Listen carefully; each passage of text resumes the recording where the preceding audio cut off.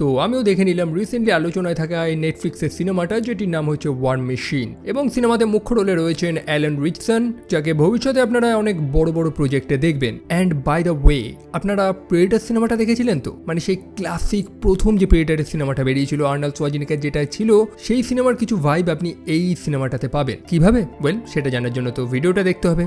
তো চলো শুরু করা যাক। হে গাইজ, আমি Arnab, welcome to my channel. আর এই ভিডিওতে আমি ওয়ার মেশিন সিনেমাটাকে সম্পূর্ণ এক্সপ্লেইন করব। ঘটনাটা প্রায় 2 বছর আগে। স্থানটা হচ্ছে আফগানিস্তান, কান্দাহার। আর্মিদের একটা ইউনিট রাস্তায় আটকা পড়ে গেছে, কারণ তাদের গাড়িতে সম্ভবত কিছু সমস্যা হয়েছে। তো তাদের রেস্কিউ করার জন্য আর একটা ইউনিটকে পাঠানো হয়েছে। ফার্স্ট অফ অল আপনাদের বলে দিই যে এই গল্পের মেন ক্যারেক্টারের কোনো নাম দেওয়া হয়নি, সো আমি তার অরিজিনাল যে নামটা সেটা বলেই রাখছি, অর্থাৎ অ্যালেন। অ্যালেন সেখানে এসেছে মানুষদের রেস্কিউ করার জন্য, এবং যাদেরকে রেস্কিউ করছে তার মধ্যে তার নিজেরও ভাই রয়েছে, অর্থাৎ জে। এই দুই ভাইয়ের বন্ডিং দেখলে মোটামুটি বোঝা যায় যে তারা একে অপরকে খুবই ভালোবাসে। তবে গল্পের শুরুতেই যদি কোনো হ্যাপি মোমেন্ট দেখানো হয়, তার মানে বুঝে নেন যে এটা আর বেশিক্ষণ টেকার নয়। যাই হোক, অ্যালেন তাদেরকে হেল্প করছে, গাড়িগুলোকে রিপেয়ার করছে।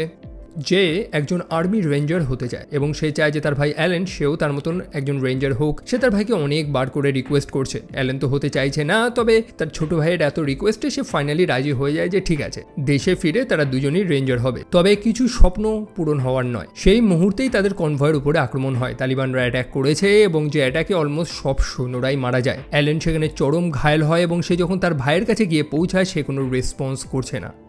সময়টা তো 2 বছর আগের, যেমনটা বললাম। এখন বর্তমান সময়তে আসি। কান্দাহারের সেই অ্যাটাকে অ্যালেনের ভাই মারা গিয়েছে, এবং সেটাই এখনও দুঃস্বপ্নের আকারে তাকে হন্ট করে যাচ্ছে। বর্তমানে সে তার ভাইয়ের স্বপ্নটাই পূরণ করছে, যেমনটা সে তার ভাইকে প্রমিস করেছিল যে সে একজন আর্মি রেঞ্জার হবে, এবং সেটারই ট্রেনিং নিতে সে যাচ্ছে, অর্থাৎ RASP, ফুল ফর্ম হচ্ছে ranger assessment and selection programme.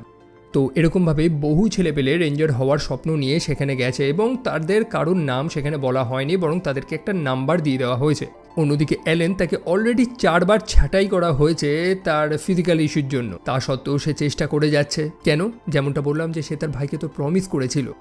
So তাদের ট্রেনিং শুরু হয়। মোটামুটি তাদের কয়েকটা ফেসের মধ্যে দিয়ে যেতে হবে, পরীক্ষা দিতে হবে। যারা যারা পাস করবে তারাই নেক্সট রাউন্ডে যেতে পারবে, এবং অ্যালেন দুর্দান্তভাবে এক একটা ফেস পার করতে থাকে। মোটামুটি অন্যান্য সৈনিক এবং অফিসারদের সে তো রীতিমতো চমকে দিয়েছে। একই সাথে এক সার্জেন্ট যখন জানতে পারে সে আগে কোন পদে ছিল, সেটা শুনতে পেয়ে সে লিটারালি চুপচাপ হয়ে যায়। বেসিক্যালি সার্জেন্টরা কি করে, সব রুকি বা নতুন সৈনিকদের বকাঝোকা করতে থাকে, মানে লাঠি হাতে গ্রামের সেই মাস্টার মশাই যেমনটা হতো। তবে অ্যালেন সে তো অলরেডি বড় খেলা খেলে এসেছে, গভীর জলের মাছ। সে তার সাহসিকতার জন্য সিলভার মেডেলও পেয়েছে। এটা নিয়েই বাকি সৈন্যরা আলোচনা করছে যে তাদের ভেতরে এরকম একটা মানুষ রয়েছে, তারা বিশ্বাসই করতে পারছে না। তবে অ্যালেন সে কারোর সাথে কোনো কথা বলছে না, কারোর সাথে কোনো বন্ড নেই, কোনো কমিউনিকেশন নেই, চুপচাপ নিজের কাজটা করে যাচ্ছে। অন্যদিকে আফগানিস্তানের সেই ঘটনাটা একটা PTSDর আকার নিয়েছে তার মধ্যে। সে রাতে ঠিক মতন ঘুমাতে পারছে না। মোটমাট একটা আনহ্যাপি মানুষ যেমনটা লাগে, তাকে দেখতে ঠিক তেমনই লাগছে। আর যেটার ফলাফল একটা পরীক্ষাতেই সবাই দেখতে পারে। কিছুই না, 2 হাতে 2টো ডাম্বেল নিয়ে জলের তলা দিয়ে তাদের হেঁটে যেতে হবে, এবং একটা সময় গিয়ে প্রত্যেকেই কুইট করে দিয়েছে। মানে কতক্ষণই বা জলের নিচে মানুষ থাকতে পারবে। তবে অ্যালেন কোনো মতে সেই ওয়েটটা ছাড়ছে না, কারণ সে হার মানতে নারাজ। আসলে এই সব কিছু 2 বছর আগে ঘটে যাওয়া ঘটনাটার সাথে লিঙ্ক। অ্যালেনের ভাই অর্থাৎ জে সেই দুর্ঘটনাতে মারা গিয়েছিল, এবং অ্যালেন স্টিল মনে করে যে তার কারণেই তার ভাই হয়তো মারা গিয়েছে। সে সময় মতন তার ভাইকে তাদের বেসে নিয়ে যেতে পারেনি। যাই হোক, সেই জলের নিচে সে তো হার মানবে না, যার কারণে একটা সময় গিয়ে সে জ্ঞান হারায়। অন্যদিকে মেজর শেরিডান এবং সার্জেন্ট টোরেস তারা মনে করতে থাকে অ্যালেন হয়তো একটা লায়াবিলিটিস, দায় তাদের মধ্যে। তারা অ্যালেনকে ডেকে পাঠায় এবং তাকে প্রশ্ন করে যে তার সমস্যাটা আসলে কি। অ্যালেনের ব্যাকগ্রাউন্ড কিন্তু তারা জানে যে তার সাথে কি হয়েছে। অবশ্যই তারা অ্যালেনের প্রশংসা করে যে সে প্রত্যেকটা পরীক্ষা একদম সেরা দিয়েছে, সবার থেকে বেস্ট দিয়েছে, একদম মেশিনের মতন। তবে প্রতিটা মেশিনেরও একটা লিমিট থাকে। এক্স্যাক্ট এই কথাটাই জানায় সেই মেজর শেরিডান।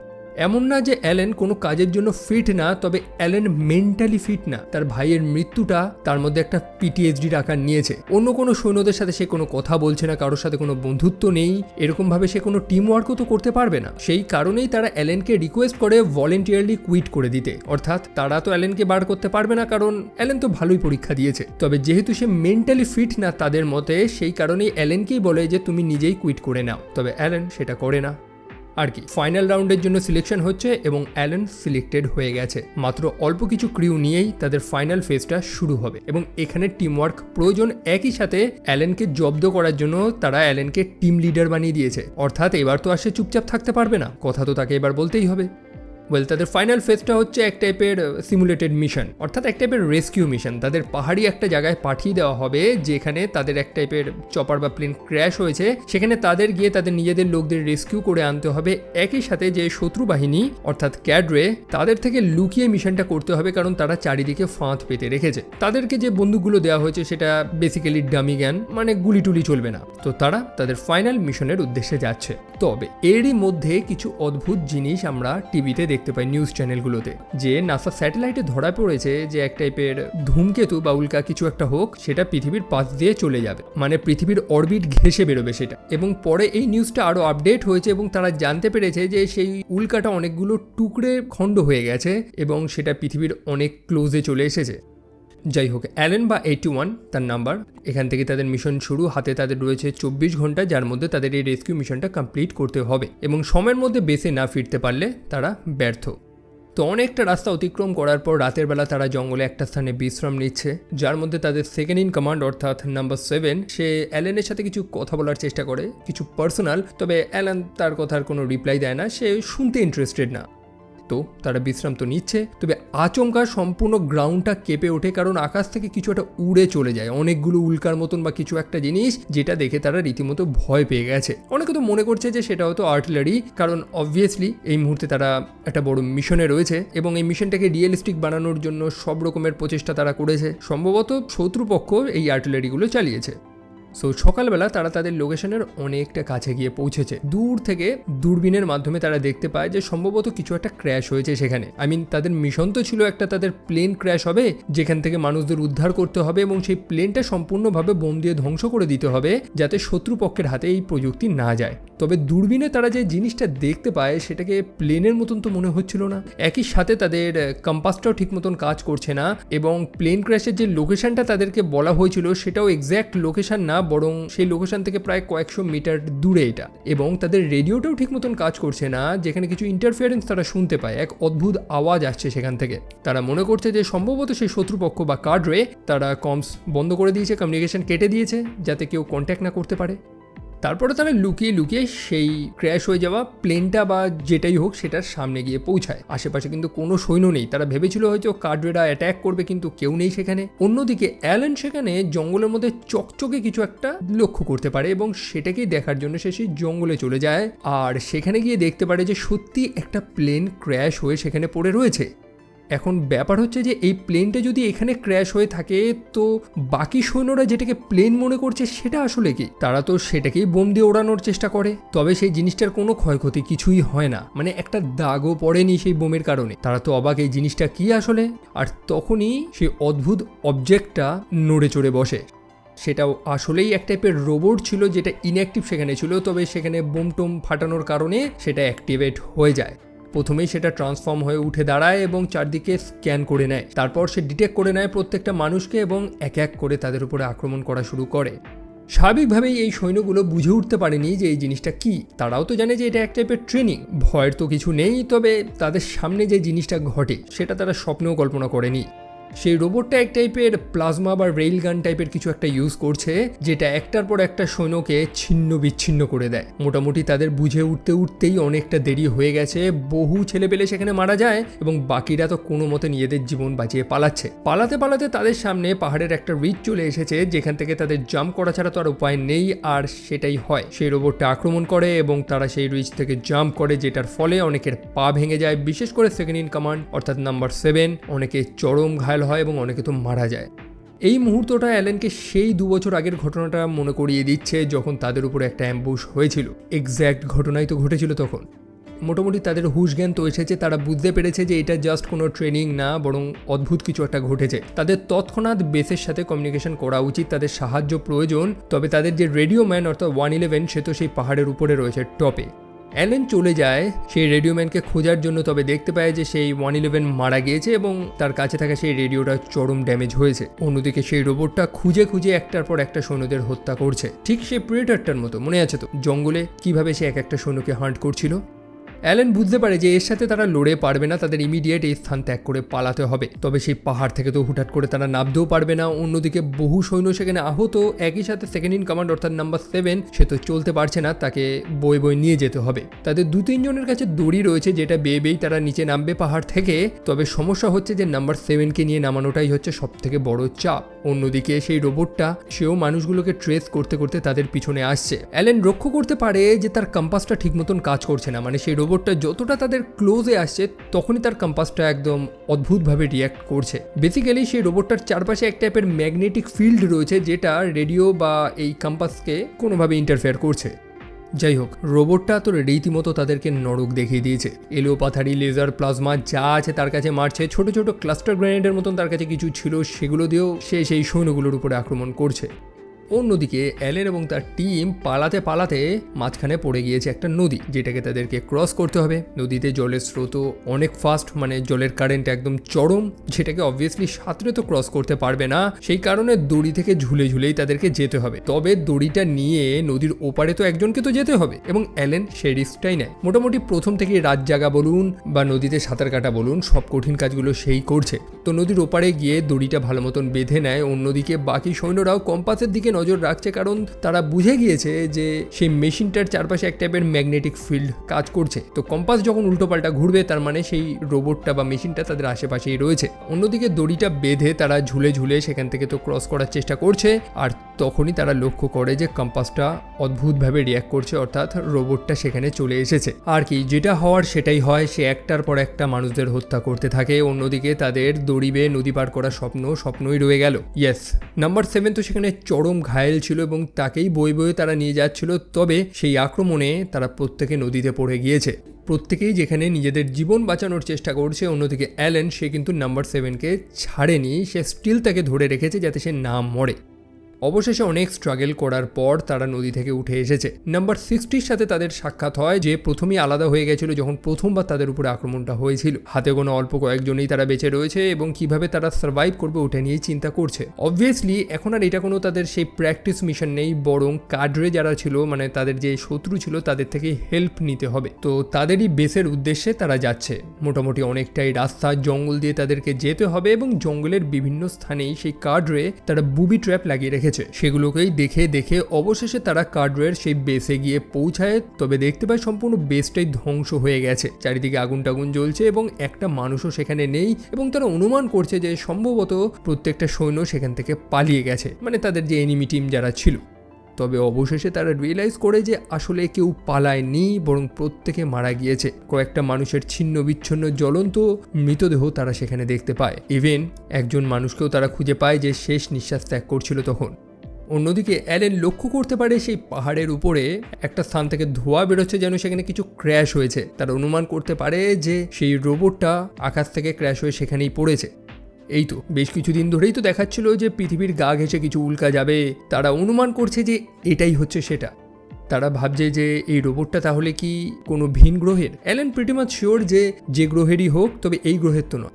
তারা আলোচনা করছিল যে এটি কি রাশিয়ান হতে পারে, তবে তাদের ধারণা রাশিয়ানদের কাছে অত বাজেট নেই। অন্যদিকে চাইনিজরা যদি করে থাকে তো তারা কপি করবে, ফার্স্ট হ্যান্ড তাদের কাছে আসবে না। এক হতে পারে যে এটা তাদেরই দেশের এবং ইচ্ছে করেই তাদেরকে এখানে পাঠানো হয়েছে একটা এক্সপেরিমেন্টের জন্য। কোনো সিক্রেট ওয়েপন প্রজেক্ট এটা, সেটারই টেস্ট চলছে। সো এরকম একটা সিচুয়েশনেই তাদের মাথায় অনেক কিছুই চলছে। যাই হোক, যেটাই চলুক, তাদের এখান থেকে তো বেরোতে হবে, বেস পর্যন্ত পৌঁছাতে হবে। সৌভাগ্যবশত সেখানে একটা আর্মার্ড ভেহিকেল ছিল, মানে একটা এপিসি ছিল যেটা আটকা পড়ে রয়েছে। সেটা আটকে রয়েছে, সেটাকে কোনো মতো উদ্ধার করলে সেটা নিয়ে তারা এখান থেকে পালাতে পারবে। বেশ কিছু অ্যামিউনিশনও তারা সেখানে খুঁজে পায় এবং তারা লেগে পড়ে সেই গাড়িটাকে ফিক্স করার জন্য। অবশেষে ফাইনালি যখন তারা সব কিছু ফিক্স করে নিয়েছে, তাদের মনে যখন হাসি, তবে সেটাও তো বেশিক্ষণ স্থায়ী করে না। জঙ্গলে যে বুবি ট্র্যাপগুলো লাগানো ছিল সেগুলো একটার পর একটা অ্যাক্টিভেট হচ্ছে। তারা বুঝতে পারছে যে সেই রোবটটা সেই জঙ্গল দিয়ে এই রাস্তাতেই আসছে, অর্থাৎ এই সৈন্যগুলোকে সে ট্রেস করছে। তাদের ইমিডিয়েট এখান থেকে পালাতে হবে। মোটামুটি কম বেশি অ্যামিউনিশন সেখানে যা ছিল সব নিয়ে তারা সেখান থেকে পালানোর চেষ্টা করে। রোবটটা সেখানে চলে আসে, তাদের সেই ভেহিকেলের উপরে আক্রমণ করে। তবে সেই গাড়িটা যতই আর্মার্ড ভেহিকেল হোক, তবে সেই লেভেলের অ্যাটাক সহ্য করার করার মতন ক্ষমতা নেই তার। গাড়িটার অবস্থা একদম করুণ। অন্যদিকে ড্রাইভারও মারা গিয়েছে, বহু সৈন্য সেই গাড়ির মধ্যে ছিল তারা মারা গিয়েছে। সেই মুহূর্তে তারা একটা গর্জের মধ্যে ছিল। অ্যালেন তখন একটা গ্রেনেড লঞ্চার দিয়ে পাহাড়ে হিট করে এবং পাহাড়ের সেই পাথরগুলো ভেঙে টুকরো টুকরো হয়ে সেই রোবটটার উপরে পড়ে, যেটার কারণে অ্যালেন অন্তত জানে বেঁচে যায়। যাই হোক, তাদের গাড়িটা আর চলার অবস্থায় নেই। মোটমাট অধিকাংশ ক্রু মারা গিয়েছে, শুধু একজনই রয়েছে জীবিত, সেটা হচ্ছে নাম্বার 7, যে অনেক আগেই তার জ্ঞান হারিয়েছে। অ্যালেনের আবার সেই 2 বছর আগের ঘটনাটা মাথায় আসে, যখন সে তার ভাইকে বাঁচানোর চেষ্টা করেছিল। আজকেও তো সেম সিচুয়েশন, নাম্বার 7 চরম ঘায়েল রয়েছে এবং তাকে নিয়েই সে পালানোর চেষ্টা করছে। অ্যালেন যদি চাইতো সে ইজিলি সবাইকে ছেড়ে এখান থেকে পালাতে পারতো, তবে সে তার টিম এবং আহত সৈনিকদের ফেলে পালানোর চেষ্টা করেনি। সেখানে আর একটা রোবটও তো ছিল, যদিও একটা রোবট তো না, অনেকগুলো রোবট পৃথিবীতে এসেছে। অ্যালেন লক্ষ্য করতে পারে সেই রোবটটা আকাশে এক টাইপের লেজারের মতন কিছু একটা মেরেছে, মানে বেসিক্যালি সে সিগন্যাল বা কমিউনিকেট করছে তার বাকি অন্যান্য রোবটদের সাথে, তাদেরকে সিগন্যাল পাঠাচ্ছে। অন্যদিকে ওয়েদারও চেঞ্জ হচ্ছে। অ্যালেন নাম্বার 7কে নিয়ে সেখান থেকে বেরোনোর চেষ্টা করছে, তবে বৃষ্টি হওয়ার কারণে পাহাড়ি রাস্তা প্রচণ্ড স্লিপ হয়ে গেছে এবং সে পাহাড় থেকে উঠতে পারছে না। তা সত্ত্বেও সে হার মানছে না। নাম্বার 7-এর হুঁশ এসেছে এবং সে বুঝতে পারছে যে অ্যালেন তার জন্য কত চেষ্টা করছে। সে তখন আবারও সেই কথাটাই বলে যেটা সে অ্যালেনকে বহু আগে বলার চেষ্টা করছিল। অ্যালেন তখন তো শোনেনি, তবে এখন সে শোনে। নাম্বার 7 জানায় যে সে অ্যালেনের ভাই অর্থাৎ জয়কে চেনে, তারা দুজনও সেম ইউনিট ছিল। ইভেন জয়ের হাতে যে ট্যাটুটা রয়েছে এক্স্যাক্ট সেই ট্যাটুটাই অ্যালেনের হাতেও রয়েছে। ইভেন সে তার বড় ভাই অর্থাৎ অ্যালেনের ব্যাপারে নাম্বার 7কে বহুবার বলেছে।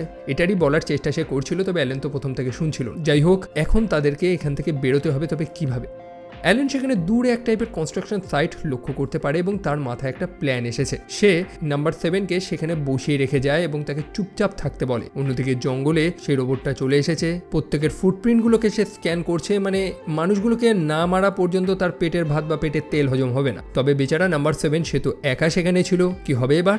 অ্যালেনের কাছে একটা ফ্লেয়ার গান ছিল যেটা সে শুট করে এবং সেই রোবটটা সেটা লক্ষ্য করতে পারে এবং সেই দিকেই চলে যায়, অর্থাৎ সেই কনস্ট্রাকশন সাইটে। এবং অ্যালেন সেখানে একদম ফুল প্রুফ প্ল্যান নিয়েছে, ঠিক একটা প্রেডারকে হারানোর জন্য আর্নল্ড যেমনটা প্ল্যান করেছিল। সেই সাইটে একটা বড় এক্সকাভেটর ছিল এবং যেটাকে চালিয়েই অ্যালেন চলে আসে সেই রোবটটার সাথে লড়াই করার জন্য।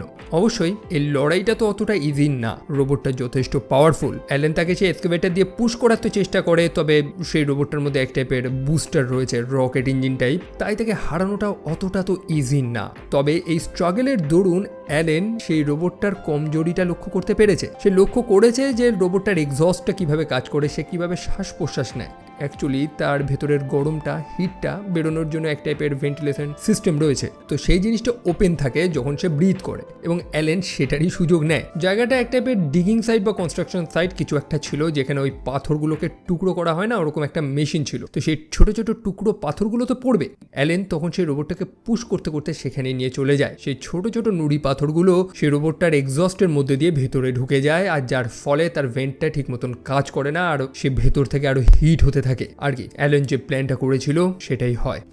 সেই রোবটটা অতিরিক্ত হিটে জল করে ওঠে এবং অবশেষে ব্লাস্ট হয়ে যায়। তবে শুধু তাই না, সেই রোবটটার কাছে ছোট ছোট যে গোল গোল গ্রেনেডগুলো ছিল না, সেগুলো লুজ হয়ে যায় এবং সেই প্রত্যেকটা গ্রেনেড একবারে ব্লাস্ট করে।